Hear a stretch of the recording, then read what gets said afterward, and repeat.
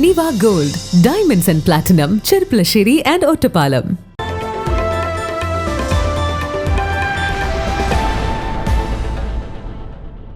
നെല്ലായ മഞ്ചക്കല്ലിൽ മരംമില്ലിൽ തീപിടുത്തം. ചൊവ്വാഴ്ച പുലർച്ചെ 3 മണിയോടെയാണ് സംഭവം. ആളപായമില്ല. നിർത്തിയിട്ടിരുന്ന 2 വാഹനങ്ങൾ കത്തി നശിച്ചു. ഡോഗ് സ്ക്വാഡും ഫോറൻസിക് വിദഗ്ധരും സ്ഥലത്തെത്തി പരിശോധന നടത്തി.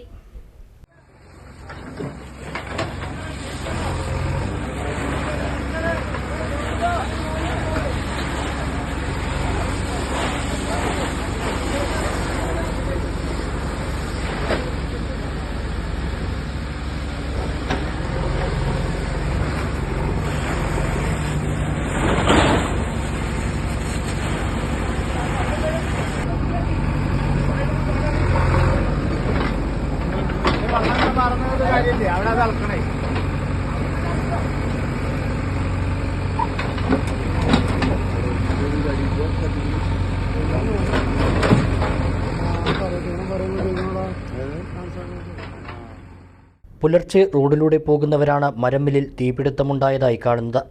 തുടർന്ന് ഉടമകളെ വിവരമറിയിക്കുകയായിരുന്നു. കൂട്ടിയിട്ട മരത്തടികൾക്കാണ് ആദ്യം തീ പടർന്നതെന്ന് കരുതുന്നു. ഷൊർണൂർ, പെരിന്തൽമണ്ണ, കോങ്ങാട്, പട്ടാമ്പി ഫയർ സ്റ്റേഷനുകളിൽ നിന്നുള്ള ഫയർ യൂണിറ്റുകളെത്തി ഏറെ നേരം പരിശ്രമിച്ച ശേഷമാണ് തീ നിയന്ത്രണ വിധേയമാക്കിയത്.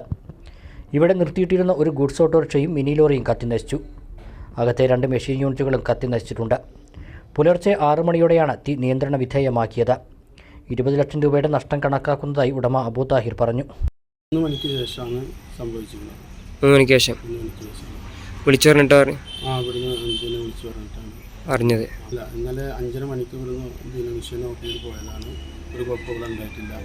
പിന്നെ ഇതിൽ 2 മണിക്ക് ശേഷം ഇതിലെ അടുത്തുള്ളവരൊക്കെ പോയിട്ടുണ്ട്. അവരൊക്കെ പറഞ്ഞ ഒന്നും ഇവിടെ കുഴപ്പമൊന്നുമില്ല. 3 മണിക്ക് ശേഷമായിട്ടാണ് വിവരം കിട്ടിയത്.